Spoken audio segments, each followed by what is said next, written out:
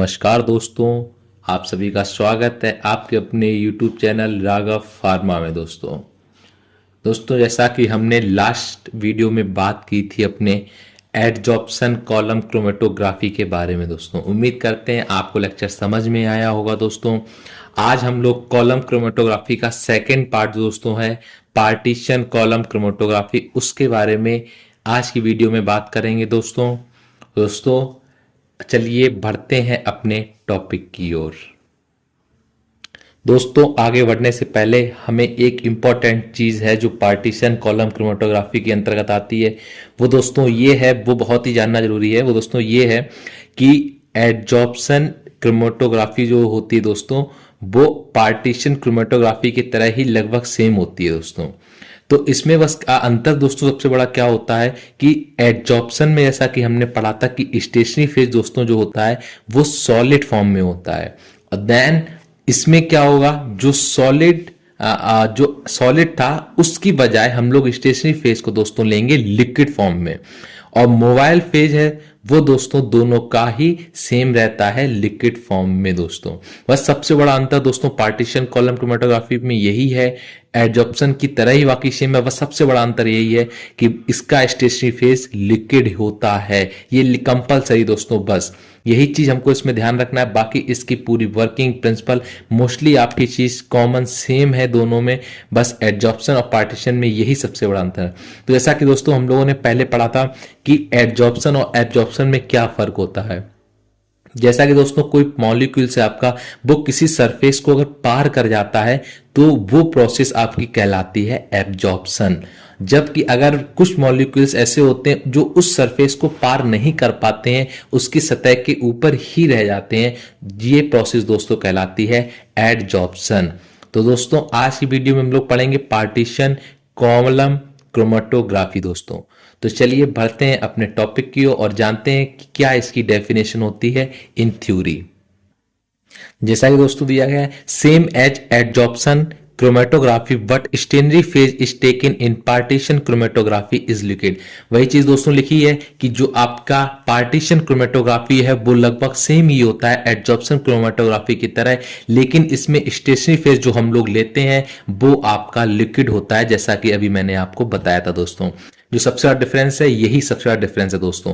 फिर दूसरी चीज आती है दोस्तों, when two immiscible liquids are present a mixture of solute will be distributed according to their partition coefficient. दोस्तों जब दोस्तों कोई दो इमिसिबल लिक्विड होते हैं वो आपके इस कॉलम में फिल किए जाते हैं, एक होता है दोस्तों एज अ स्टेशनरी फेज और दूसरा होता है एज अ मोबाइल फेज। दोस्तों जैसे दो इमिसिबल लिक्विड दोस्तों हो गए आपका एक तेल या पानी, ऑयल एंड वाटर दोस्तों ऐसा हुआ, तो वही ऐसे आपके इमिसिबल लिक्विड लेंगे दोस्तों, तो वो क्या होते हैं आपके, जब उन दोनों का आपका इन दोनों को फिल कर देते हैं हम लोग एज अ स्टेशनरी फेज और एज अ मोबाइल फेज में, तब दोस्तों उसका क्या करते हैं, जो सॉल्यूट्स का हमारा मिक्सचर होता है वो आपका डिस्ट्रीब्यूट होता है उनके पार्टीशन कोफिशिएंट के आधार पर। दोस्तों अब दोस्तों हम लोग जान लेते हैं पार्टीशन कोफिशिएंट आकर होता क्या है। दोस्तों तो पार्टीशन कोफिशिएंट और डिस्ट्रीब्यूशन कोफिशिएंट, पार्टीशन कोफिशिएंट को ही दोस्तों कहते हैं डिस्ट्रीब्यूशन कोफिशिएंट।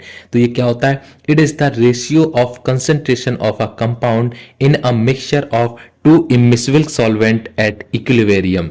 यानी दोस्तों पार्टीशन कोफिशिएंट आपका क्या होता है, ऐसा एक आपका रेशियो होता है जो आपके मिक्सचर है उसके जो कंपाउंड का जो आपका कंसंट्रेशन दोस्तों होती है वो एक आपकी मोबाइल फेज में हो और आपकी एक स्टेशनरी फेज में हो, इन दोनों का रेशियो इक्विलिब्रियम पे दोस्तों आपका कहलाता है पार्टीशन कोफिशिएंट या डिस्ट्रीब्यूशन कोफिशिएंट। दोस्तों नेक्स्ट पॉइंट दोस्तों क्या आता है, when a mixture of compounds are dissolve in the mobile phase and pass through a column of liquid stationary phase the component which is more soluble. दोस्तों तो इसमें दोस्तों क्या होता है आपका कि जब आपका जो कंपाउंड के मिक्सचर है दोस्तों वो आपका जब मोबाइल फेज में डिसॉल्व हो जाता है और जब उसको पास कराया जाता है स्टेशनरी फेज जो आपका है लिक्विड, उससे जब दोस्तों पास कराया जाता है उसके द्वारा, तो उसमें आपकी एफिकेसी पर उस पर डिपेंड होता है, उन्हीं की एफिकेसी के द्वारा वो आपके कंपोनेंट एल्यूट के रूप में निकलते हैं, पास होते हैं। दोस्तों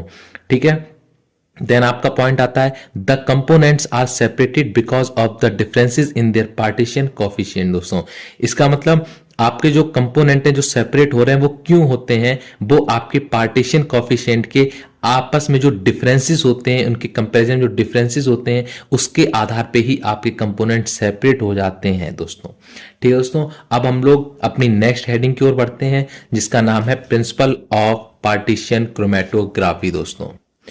प्रिंसिपल दोस्तों उसका क्या होता है, पहले एक चीज दोस्तों हम लोग बाय ओरली समझ लेते हैं दोस्तों। ओरली क्या होता है, इसके वर्किंग में इसके प्रिंसिपल दोस्तों, कि इसमें हम लोग एक कॉलम लेते हैं दोस्तों, तो उसमें आपका क्या होता है, जो आपके स्टेटरी फेज है जिसमें आपका छिलका जेल या आपका एल्यूमिना जिसमें ऐड करते हैं दोस्तों, उसके साथ ही उसमें लिक्विड हम लोग ऐड करते हैं, क्योंकि हमारी पार्टीशन क्रोमेटोग्राफी बिना स्टेशनरी फेज अगर आपका लिक्विड नहीं है तो बिना इसके ये संभव नहीं है दोस्तों।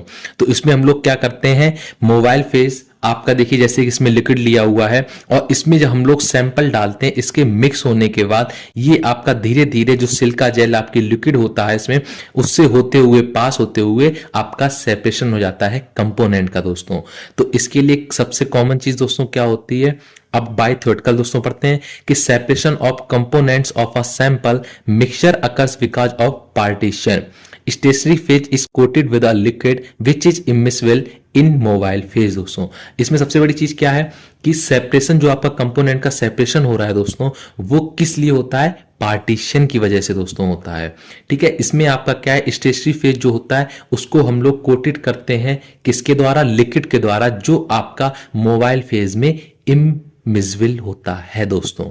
ठीक है, जैसा कि मैंने आपको पहले बताया था कि मोबाइल फेज और स्टेशनरी फेज दोनों आपस में आपके इमिसिबल लिक्विड होते हैं दोस्तों, वही चीज है। फिर आता है partition of component of sample between sample and stationary phase. जो आपका कंपोनेंट का, जो आपके सैंपल एक कंपोनेंट है उसका जो पार्टीशन होता है दोस्तों, वो किसके किसके बीच में होता है, सैंपल और स्टेशनरी फेज के बीच में होता है दोस्तों।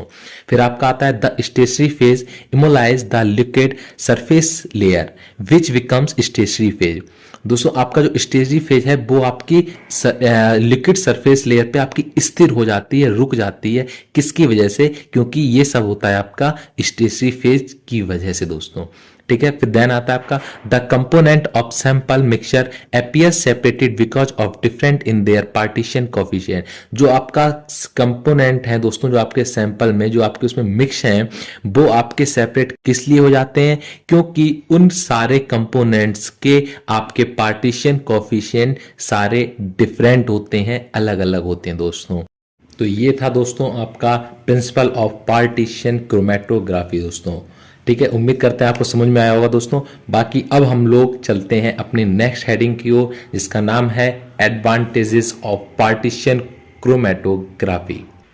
चलिए दोस्तों हम लोग इसके एडवांटेज देख लेते हैं। एडवांटेजेस क्या होते हैं, पहला आता है requires very less quantitative material. इसमें दोस्तों आपका जो भी आपके मटेरियल की क्वांटिटी होती है बहुत ही कम जरूरत पड़ती है दोस्तों, ये इसका सबसे बड़ा एडवांटेजेस है। सेकंड आता है cheaper than other method. Other जो इसके मेथड हैं दोस्तों इस क्रोमेटोग्राफी के, उससे सस्ता है ये मेथड दोस्तों। देन आपका आता है both unknown inorganic as well as organic compound can be identify. इसमें दोस्तों आपका जो सैंपल है वो या तो इनऑर्गेनिक हो या ऑर्गेनिक कंपाउंड हो, इससे कोई मैटर इफेक्ट नहीं पड़ता है दोस्तों, इससे कोई मैटर नहीं है आपका इस आपकी क्रोमेटोग्राफी से, ये दोनों को आपको आइडेंटिफाई कर लेता है दोस्तों। इसके या साथ साथ दोस्तों इसके कुछ डिसएडवांटेजेस भी हैं। डिसएडवांटेजेस क्या है दोस्तों, देख लेते हैं उनको भी। Complex mixture can not be separated. जो मिक्सचर ज़्यादा ही कॉम्प्लेक्स हो जाते हैं, ज़्यादा घने हो जाते हैं, वो उनको सेपरेट नहीं कर पाता है। कौन, आपका पार्टीशियन क्रोमेटोग्राफी ज़्यादा सेपरेट नहीं कर पाती दोस्तों। और क्या आता है less accurate compare to HPLC।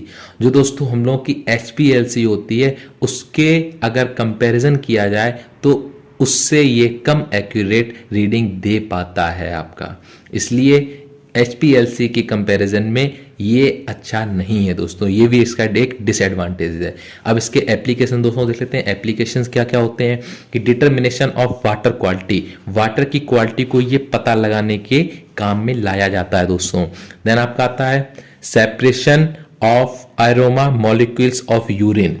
यानी दोस्तों जो आपके यूरिन के एरोमा मॉलिक्यूल्स हैं उनको सेपरेट करने के काम में भी इसका यूज किया जाता है दोस्तों। फिर आता है डिटर्मिनेशन ऑफ पेस्टिसाइड रेसिड्यू, जो पेस्टिसाइड दोस्तों होते हैं उसके डिटर्मिनेशन के लिए भी आपका इसका यूज किया जाता है।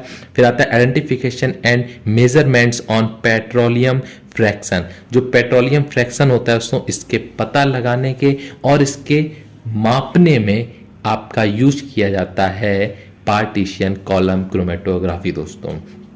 ये दोस्तों हमारा आज का टॉपिक था पार्टीशन कॉलम क्रोमेटोग्राफी। उम्मीद करते हैं आपको पूरा टॉपिक समझ में आया होगा दोस्तों। ये चीज़ हम बार बार आप लोगों से कहते हैं, आप लोग नोट्स की बिल्कुल आप लोग चिंता मत कीजिएगा। आप जैसे मैं आपको पढ़ा रहा हूँ, जैसे आपके नोट्स में बता रहा हूँ, आप same to same as a copy करके बिल्कुल सेम अपने नोट्स बनाइएगा। आप उसके बाद ऐसे ही सेम याद कीजिएगा। याद करने में दोस्तों केवल समझने से है। जैसे आपके इसमें क्रोमेटोग्राफी चल रही है दोस्तों, तो क्रोमेटोग्राफी का केवल आप प्रिंसिपल और वर्किंग समझिएगा। बस जो ओरली है आपका इतना अच्छे से कॉन्सेप्ट क्लियर करिएगा दोस्तों, बाकी आपकी थ्योरी ऑटोमेटिक हो ही जाएगी दोस्तों। क्योंकि एडवांटेजेस डिसएडवांटेज एप्लीकेशन ये कुछ याद करने जैसी चीज़ें नहीं होती हैं। तो आप लोग ऐसे ही पढ़ते रहिए, मन ला के बैक होने के चांसेस बहुत ही ज़्यादा दोस्तों कम हो जाएंगे। बस पढ़ते रहिए दोस्तों। अब हम लोग नेक्स्ट वीडियो में दोस्तों बात करेंगे अपने बहुत इंपॉर्टेंट टॉपिक है दोस्तों, TLC थिन लेयर क्रोमेटोग्राफी के बारे में दोस्तों। ठीक है, बाकी दोस्तों आप लोग अपने पढ़ते रहिए और ये नोट्स बनाते रहिए अपने टाइम पे दोस्तों। वीडियोस को शेयर कीजिए अपने दोस्तों को कि वो लोग भी अपने आराम से नोट्स बना सकें, चीज़ों को समझ सकें दोस्तों। वीडियो को लाइक कीजिएगा, कोई चीज़ समझ में ना आए तो कमेंट कीजिएगा और हमारे चैनल को सब्सक्राइब कीजिएगा दोस्तों। ठीक है, तो बाकी पढ़ते रहिए, खुश रहिए, मिलते हैं नेक्स्ट वीडियो में। Thank you.